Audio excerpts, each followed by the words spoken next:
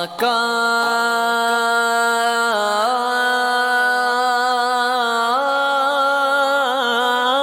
का हको नबी जी पकथी दे उम्मत लशफात देश कवरन के ख्वाब में आई देश कवरन के ख्वाब में आई देश कवरन के ख्वाब में आई पक कबर हशर में ज़ियारत हको नबी जी पकथी दे उम्मत लशफात हको नबी जी पकथी दे उम्मत लशफात रब कादिर आज दुनिया में सजा दे पंजे अमलन जी हिते इजज़ा दे ऐ रब कादिर आज दुनिया में सजा दे पंजे अमलन जी हिते इजज़ा दे रब कादिर आज दुनिया में सजा दे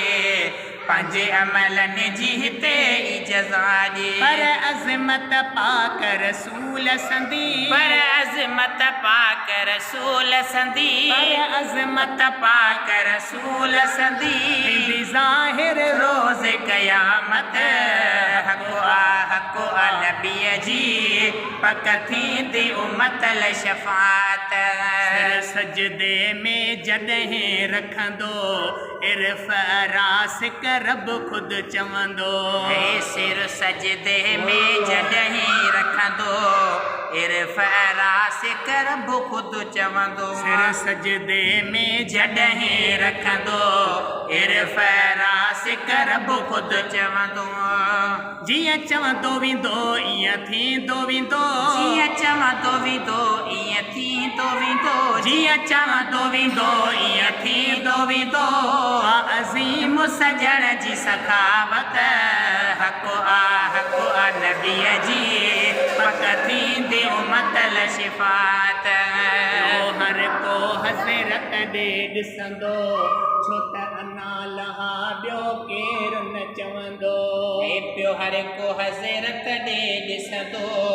छो त अना लहा ॿियो केरु न चवंदो पियो हर को हज़रत ॾे ॾिसंदो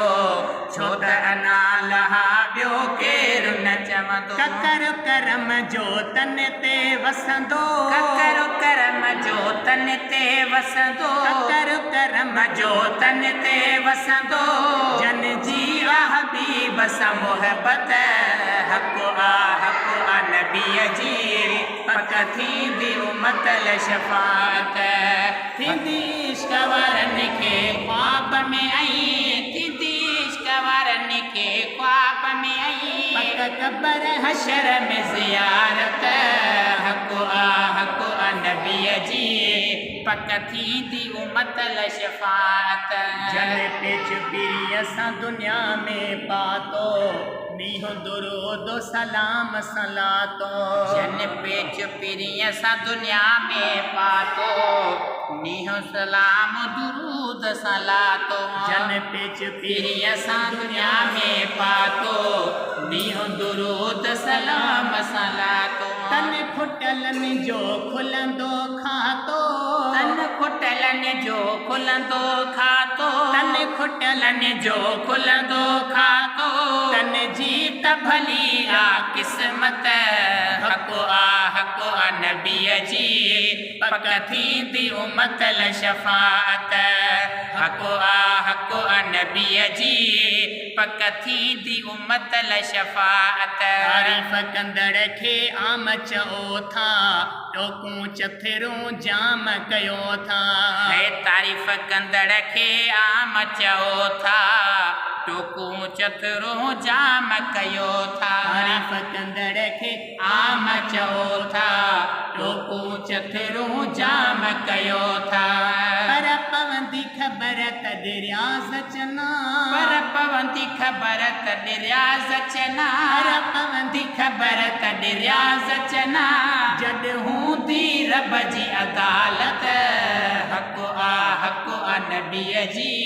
पकथी दी उम्मत लशफात थींदी इश्क वारनि खे ख्वाब में आई थींदी इश्क वारनि खे ख्वाब में आई पक कबर हशर में ज़ियारत हक़ आ नबीअ जी पक थींदी उम्मत लाइ शफ़ाअत हक़ आ नबीअ जी पक थींदी उम्मत लाइ शफ़ाअत